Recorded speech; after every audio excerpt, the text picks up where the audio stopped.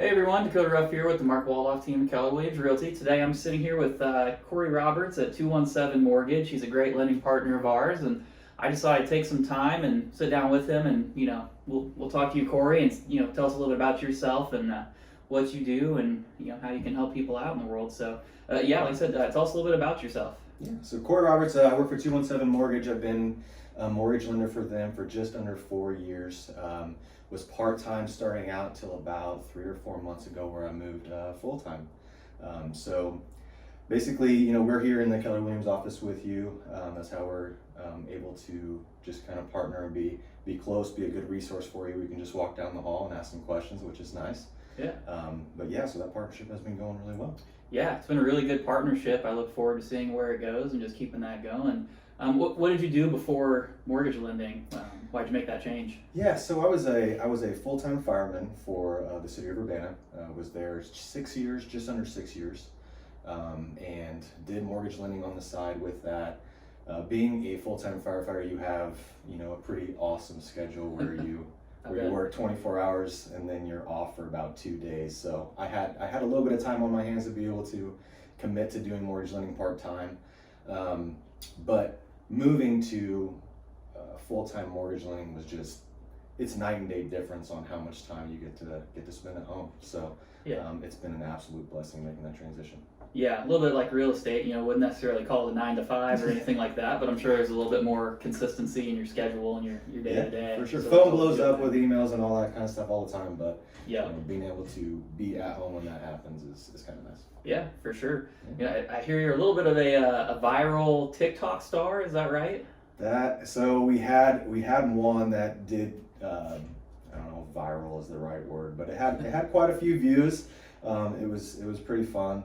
I really enjoy making TikToks. I think it's just kind of like a little fun, thing to do as far as different ways of marketing, right? Do I pull a lot of things from it? Not necessarily, but it is fun to just do on the side. It's funny how TikTok works, and we were talking about this before, but the time you spend on things that actually go viral seems to be just so much less than when you're actually trying to make something really good. Yeah. And you spend a lot of time on it and just nothing happens with it. So it's just kind of funny how it works. Yeah, for sure. What was the remind me what the video was that made you go viral? Were you on there, teaching people how to Dougie, or what was? No, it was a video of me talking to a borrower, and they were getting ready to close on their loan, and they ended up buying a car like a week before closing. So.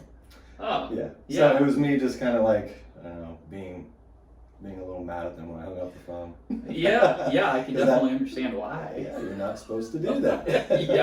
yeah, for sure. Well, let's pivot a little bit and tell us about current market conditions. Yeah, so it's not really any secret. The market's a little bit tough right now, and I know it's not only on the interest rate side or what we're seeing, but for you guys as well. There's not a ton of inventory on the market too. No secret that interest rates are up, and they're probably just gonna continue to kind of like stay there, maybe increase a little bit more. Feds released a couple weeks ago that they were gonna move up 25 basis points. So, in a market like this, the conversation seems to always be about interest rates. So what you're gonna see from us in the next couple weeks is we're gonna come out with probably several different videos on how to not only talk to borrowers, but kind of combat those conditions. Something that we talked about in the Market Center meeting yesterday was the 2-1 buy down and how we can really negotiate with those contracts and how we can get those borrowers into a lower interest rate starting off to where when the market does, come back, where they can refinance their interest rate into a lower rate at that time. Yeah, what are you kind of hearing out there? Is there any kind of indication as far as when will interest rates come back to maybe those 4s or 5s, or kind of what people were used to before COVID hit and just turned the real estate world upside down? Yeah, I mean, obviously we all hope so. Right. We just can't. We don't have a crystal ball. Sure. Which sucks, and that seems to be the conversation that we're having with a lot of people. Honestly, when do you think that interest rates are going to come down? Well, right. I hope the interest rates come down just as much as I hope the interest rates don't go up, but I just don't know. Right. Right. One of those conversations that's out there right now is there's just a lot of things that kind of go into it at this point. We're going to have a tough fourth quarter. I don't think that's going to be any surprise, but there's ways to, kind of get around that. It's still always going to be a good time to buy a home, right? For our borrowers and for your clients. But when they release things like this last week the Fed's released like the consumer credit card report, right? Yeah. It's been the highest it's ever been at $1 trillion in debt for consumers, right? When those things happen, and in the second quarter, like it up by 45 billion, it takes more money and takes more like assets to service that, and so rates go up. And then when those things happen, it slows down the economy. And so what we can see with that, when those things are coming to a head and it slows down the economy, then we can hope for interest rates to come down. Right. You know, I mean, one thing, you've heard this before, we've said it to a lot of clients, and it's really, I think it's the truth. You know, we tell them, you know, date the rate, marry the house. Absolutely. I think that's as true as it gets. I mean, home prices, realistically, probably just going to keep going up as long as there's a shortage of inventory, which, I mean, even just for new constructions, it's probably going to take 10 years to catch up, and that's if we catch up. So home prices are going to keep coming up. Interest rates are a little bit high right now. I mean, don't let anyone tell you otherwise, but when they do come down, you can refinance and, you know, get yourself into a position. Historically, it just tells us that you're not going to be in this interest rate forever, right? I mean, we're coming out with a video now just like comparatively to what you were purchasing a house at in 1985. Yeah. Right? It's almost double what it is right now. Right. You know? Then you see COVID rates, and for people who bought their first house during COVID rates, like they're like, why would I ever buy something else again if I can't get that same interest rate? Right. But that's not the conversation to be had, right? So like when people are, if they bought their first home, they're going to upgrade someday, right? And more than likely, they're probably not going to get into that 3% interest rate unless something crazy happens again, like we just can't, you know, tell right off the bat. But like there's plans in place to get you at a lower interest rate, and then when they do come down, let's refinance you to a better one, to a fixed one. Right. Yeah, and you know, one thing, we're both in our early 30s, you know, that's just something we can kind of relate to. A lot of the people out there feeling the pressure of these high interest rates right now. And you know, there's a talking point that a lot of people who are, you know, a little bit older than us, who have been in the industry since, you know, you and I were kids, and they say, you know, well, when I started out in real estate, I remember when the interest rates were 18% to buy a house. You and I don't care that they were 18% back in, you know, 1980, whenever that was. Sure. But I mean, if we're talking from 2000 onwards, the average interest rate, I believe, is still, you know, 6-7%, somewhere in there. So, I mean, we're kind of at that is where we're at right now. I think it would be great, to get it back down to the 4s and 5s, but we'll have to see where that goes. So we hope so. Yeah, so I don't want to keep you here all day, and I'm sure the people watching don't want to, you know, sit here for 30 minutes and watch us two just ramble on. But what's one question you wish I would have asked you, and how would you answer that?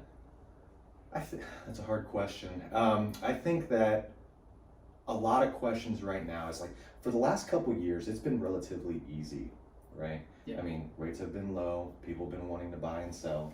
Right, so what are things that we can do differently now in this type of market, right? And typically my conversation that I'm having with that is like, as far as what you're doing differently, how are you marketing yourself differently? How are you having conversations with your clients differently? Like for us, you know, it's a goal for us to have 10 to 15 mortgage conversations a day, not just ones that we have in our pipeline that we're doing loans for, but follow-ups, right?